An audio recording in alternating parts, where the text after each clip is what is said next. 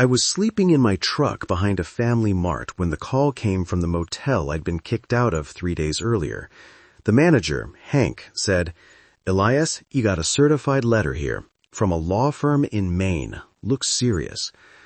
My grandmother, Eleanor, had been dead for 2 weeks before anyone thought to tell me. We hadn't spoken in 20 years, not since I tried to ask her about my mother at my wedding. She'd hung up that day, just like my father did decades later when I told him I was driving north. The letter was short. "Come immediately. You've inherited everything. There are conditions." Everything turned out to be a 200-year-old mansion buried in the Maine woods and $340 million in accounts I didn't know existed. But when I stood inside that cold, echoing house and unlocked the room on the 3rd floor, when I saw the files, the photographs, and 40 years of secrets, I finally understood why my family had lied to me since I was 8 years old. My name is Elias Wren. 3 months ago, I was a respected marine biologist with a wife named Clara, 2 kids I loved more than life, and $1.8 million in the bank. Now, I own one of the largest private estates in New England and enough money to buy a small country. But I'd trade every penny to bring my mother back, to stop what my father and uncle did to her. This is the story of how losing everything I thought mattered led me to the one thing that truly did, the truth about my mother's disappearance and the revenge my grandmother built from her lonely mansion by the sea. 6 months ago, my life looked perfect from the outside. Every morning at 5:45, I'd wake up in our white colonial home in Charleston's Old Village, the one with the wraparound porch and the oak tree my daughter loved to paint. I'd make coffee in the kitchen Clara had renovated last year, marble counters, steel appliances, all magazine perfect. By 6:15, I was running along the harbor, watching shrimp boats glide out as the sunrise turned the water to gold. At 48, I thought I'd won at life. I ran a successful marine consultancy tracking sea turtle migrations. Not glamorous, but it paid well. Oil companies, universities, developers, they all called me the guy who could find a turtle in the middle of the ocean. What I couldn't find was the truth hiding in my own house. Clara and I had been married 19 years. She was one of Charleston's top realtors, sharp, polished, the kind of woman who turned heads at every dinner party. Blonde hair touched up every 3 weeks, tennis 3 times a week, a smile that could sell any dream.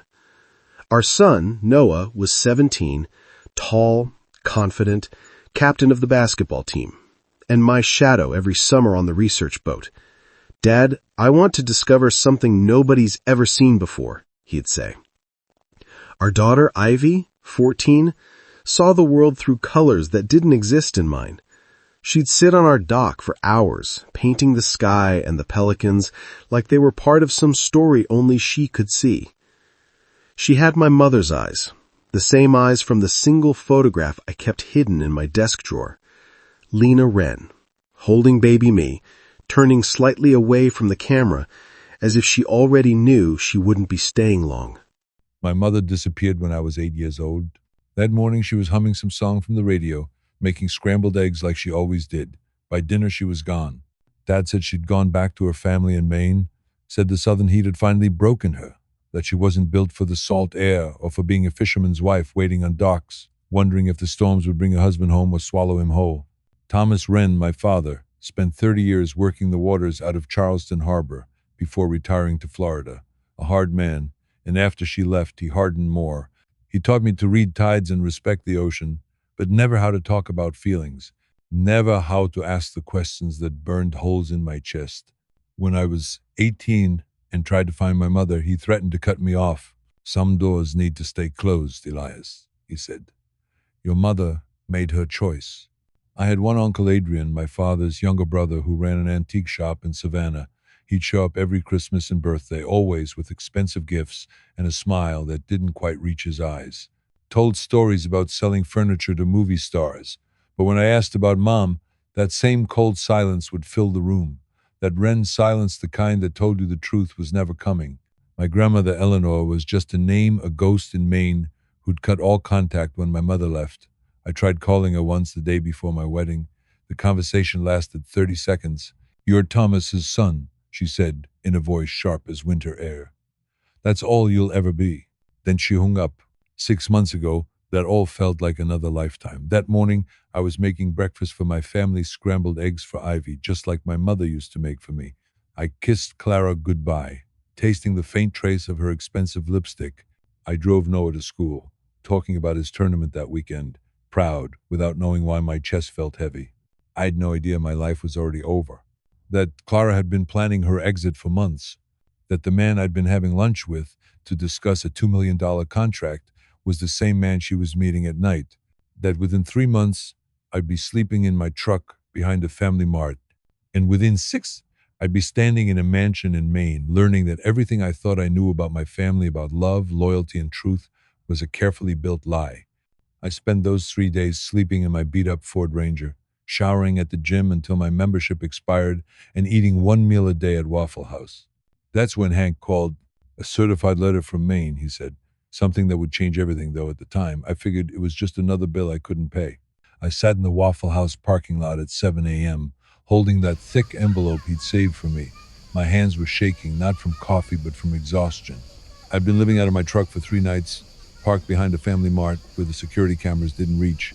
The paper felt heavy, expensive, embossed in the corner. Quinlan and Associates, Deer Isle, Maine. Inside was a single letter, dated 2 weeks earlier. "Dear Mr. Wren, we regret to inform you of the passing of your grandmother, Mrs. Eleanor Wren, on April 2nd. As her only surviving grandchild and designated heir, you have inherited her entire estate.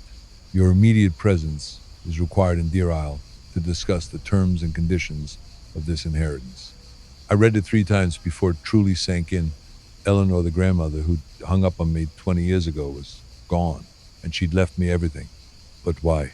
She'd cut off all contact when my mother disappeared. Why would she leave me anything at all? I called a number from the payphone outside.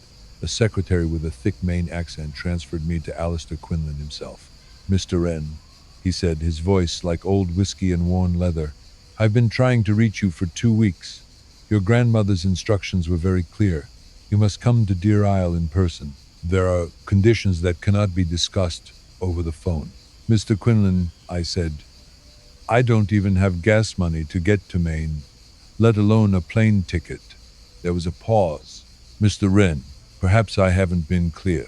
Your grandmother's estate is substantial. If you can make it here, your financial troubles will be over. Can you manage that?" I looked at my truck, did the math. 14 hours north. I had $640 left from selling my diving gear. If I drove straight through, slept in the truck, didn't eat much, I could make it. "I'll be there in 2 days," I said. Before leaving Charleston, I drove past my old house one last time. Clara's Range Rover sat in the driveway beside a red Corvette I didn't recognize. 3 months and she'd already moved someone else in.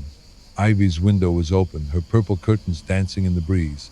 I wanted to stop, to call out to them, but the restraining order meant I couldn't come within 500 feet. So I filled up the tank and headed north. Somewhere in North Carolina, I called my father in Florida.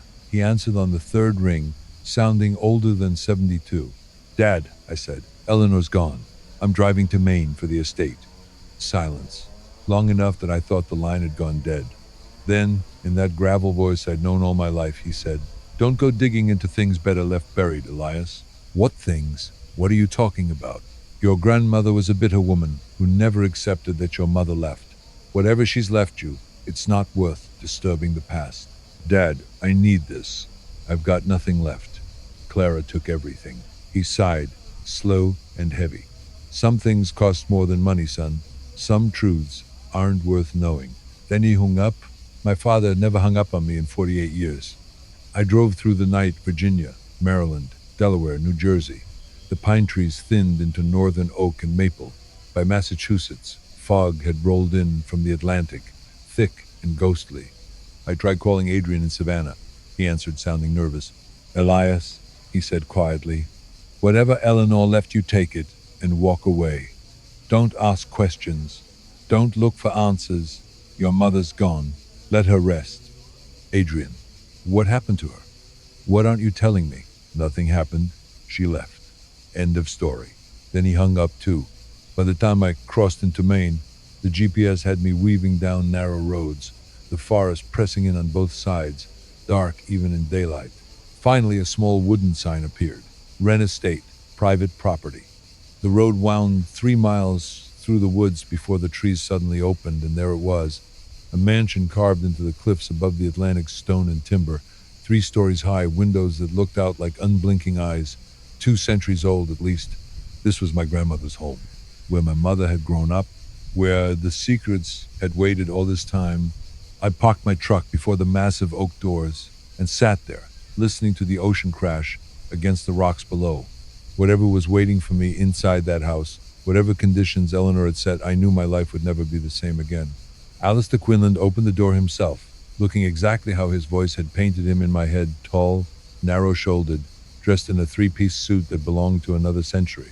A gold watch chain glimmered across his vest, and thin wire glasses perched neatly on his nose. His gaze lingered briefly on my worn jeans and 3-day stubble, but there was no trace of judgment, just a quiet nod as he extended his hand. "Mr. Harwood," he said, voice steady as oak. "Welcome to Thornley House. Your grandmother waited a long time for this day." The moment I stepped inside, the air felt heavier, preserved.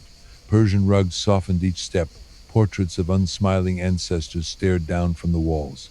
Above us, a chandelier of crystal light hung motionless, frozen mid-breath. Time hadn't touched this place in decades. Quinlan guided me into a study overlooking the sea. The windows stretched from floor to ceiling, framing an ocean the color of steel. He poured 2 glasses of brandy, set one in front of me, and took his seat behind a desk carved from old oak. "Mr. Harwood," he began, "your grandmother's estate consists of Thornley House, 1,000 acres of coastal forest, and liquid assets totaling roughly $340 million. The glass slipped from my hand. It hit the Persian rug and shattered like it knew I didn't belong here. Quinlan didn't flinch. He simply poured another and continued, voice low and deliberate. "However, there's one condition. Your grandmother required that you uncover and document the truth about your mother, Diana Harwood's disappearance, within 1 year. Failed to do so, and everything passes to the Maine Historical Society." He opened a drawer and placed a small brass key on the desk between us. "3rd floor, last room on the right. She said you'd understand once you read what's inside." The stairs groaned beneath my boots as I climbed. The hallway walls were lined with photographs of my mother as a baby, a child, a young woman. Moments of her life I'd never seen now watching me pass. At the end stood a heavy door, its brass lock dulled by time. The key fit perfectly. Inside, the air was thick with dust and secrets. Filing cabinets filled every corner, boxes stacked to the ceiling, a desk buried under papers. On one wall hung a massive timeline, names, dates, red strings, 40 years of obsession written in my grandmother's hand. I opened the nearest folder, Diana's Diary, 1985. Her handwriting was careful, almost fragile. "Robert's brother Sterling came by again today. They whisper when they think I can't hear. Something about the boat, about packages from Florida. I found receipts in Robert's tackle box. These aren't fishing supplies." Each page peeled back another truth. My mother had uncovered a smuggling operation, cocaine hidden in false-bottomed boats, moved through Sterling's antique shops. When she tried to report it, Robert had her committed instead. The commitment papers were still there. Pinehurst Psychiatric Facility, the 15th of September, 1985. Signed by Robert Harwood and Sterling Harwood. Witnessed by Alistair Quinlan. My knees buckled. She hadn't abandoned us, she'd been silenced. Beatrice had spent decades fighting to undo it. Investigators, court appeals, private reports. She'd uncovered the truth no one wanted to see. Diana Harwood didn't die of pneumonia. She was over-medicated, neglected, and beaten until her body gave up. Murder disguised as mercy. Footsteps broke the silence. I turned to see Quinlan in the doorway, his face pale, drawn tight with memory. "I was 25, he said quietly. "Fresh out of law school. Robert paid me $5,000 to witness those papers. I didn't know what they'd do to her. When I found out, it was already too late. Your grandmother never forgave me, but she kept me on. Said I should remember my mistake every day until I die. Dad, Mom said you weren't supposed to call. Colton, he said, voice shaking, you need to listen to me. Everything you think you know about our family is a lie. Your grandmother didn't abandon me. She was murdered trying to protect us. I have proof. I have everything. The line went quiet so long I thought he'd hung up. Then he said softly, Mom's been lying about other things too. I know about Thomas Brenwick. I knew before you did. A week later, both kids were on a plane to Maine. Veronica fought it, of course, but the custody agreement allowed for vacation visits, and for once, the law was on my side. When Ruby stepped through the doors of Thornley House, her breath caught. Dad, she whispered, eyes wide. This looks like something from my dreams. I showed them everything, the files, the paintings, the truth their grandmother spent her life chasing. Ruby cried when she found Diana's old brushes still laid out beside the cracked window where the sea wind slipped through.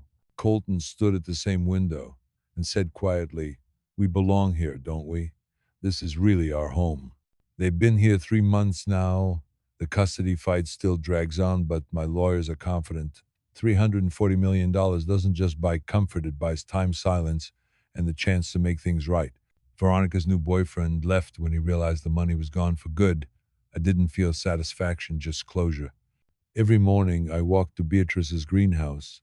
I water the flowers she kept alive for 40 years, the same ones my mother painted as a teenager.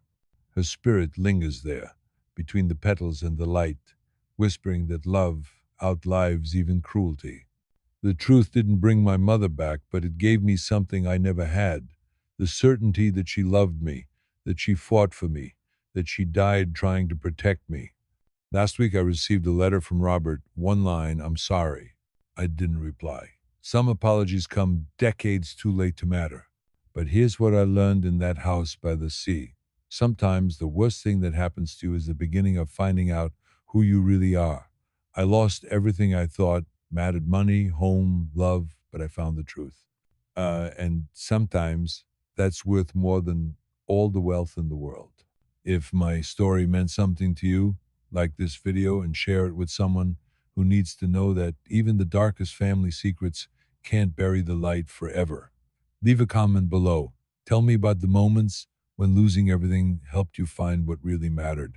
And don't forget to subscribe for more stories of redemption, revelation, and the unbreakable threads that tie us through generations. Because the truth, no matter how long it hides, always finds its way home.